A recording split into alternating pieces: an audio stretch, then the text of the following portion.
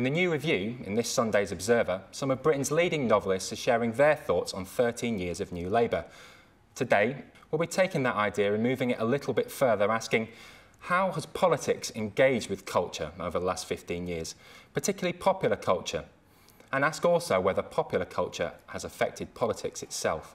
I think it's really important to remember, I mean, I think if you're any younger than some of us here, you know, you won't realise how awful the Tories were and how desperately out of touch with popular culture they were. So that when you've got Noel Gallagher going to number 10 and saying, oh, I stayed up to watch the election through the night, and Blair says, you know, well, obviously so did I, but I probably didn't use the same means that you did, you know, and people suddenly said, oh, well, I understand the language this bloke's talking here. 97 is a big turning point for me in British culture. I don't think we can underestimate the impact of the coincidence, really, of New Labour coming in and the death of Princess Diana, really, which both of these are major threshold events.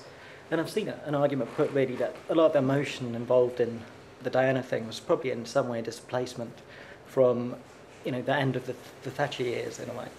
And, you know, that sacramental event involving celebrity, it seemed absolutely key for New Labour and a kind of new Britain. But Blair had an aspect of his character where he could pull it off, not just because he was a great actor, but there was all that rock and roll aspect, pseudo as it might be.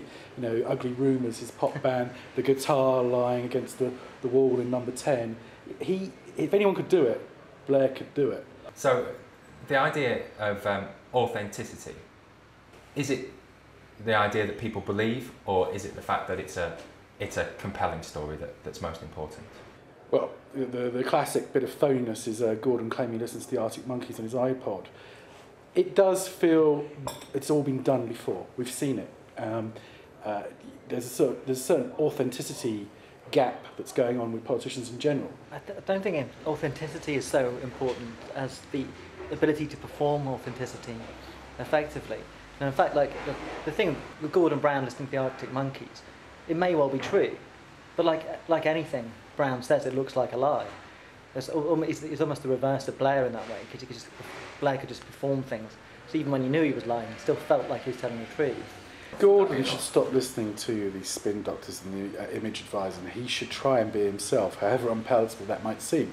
Because people would, if they saw him as the kind of geeky guy who walks into, you know, closed doors and gets things muddled up when he speaks, but is trying to do his best for the country, and you know, he's not bad at sums, that would come over much better. I'd find that more endearing, as you said, you know, just to be yourself, as awkward a mess as that might be at sometimes, it still provokes more response from younger people to see that it's someone genuine. From my point of view, as long as the appearance or the picture a politician is trying to paint of himself, as long as that isn't a substitute for their policies and principles. How do they feel about celebrities peddling messages or bringing messages to people? So, you know, celebrities as ambassadors. They don't really have a choice, because if they want to reach out, given that most politicians are a turn-off as soon as they come on TV, they have to associate themselves with popular figures. So celebrity comes in and stands in for, comes into that vacuum, doesn't it? Because there isn't a big ideological chasm between the parties now and they're in the centre, they are going to try and differentiate themselves with marketing tricks. Right. You know, petrol, you used to have different offers, glasses, toy cars, all that kind of stuff, because frankly petrol's all the same, so they had to do that. And you're seeing that kind of marketing trick crossing over into politics to some degree. If we were to switch it around, do we think there's much political engagement in popular culture? You've got Coldplay, aren't they? Yes. I mean, they've almost become a joke in the sense that, you know, oh God, he's going on about saving the world. Yeah. And I think to some extent it starts working against them. You know, The Simpsons, which I think is still on the ball, does mock all these celebrity characters getting involved in saving the planet quite successfully. Didn't Tony Blair feature in The Simpsons? Exactly, they're really on the ball. And Coldplay, the sort of most Blairite band imaginable, of just not only rehashing 60s pop music, but rehashing the popular music of 3 years ago and just doing a watered-down version of Oasis, a sort of slightly more palatable version.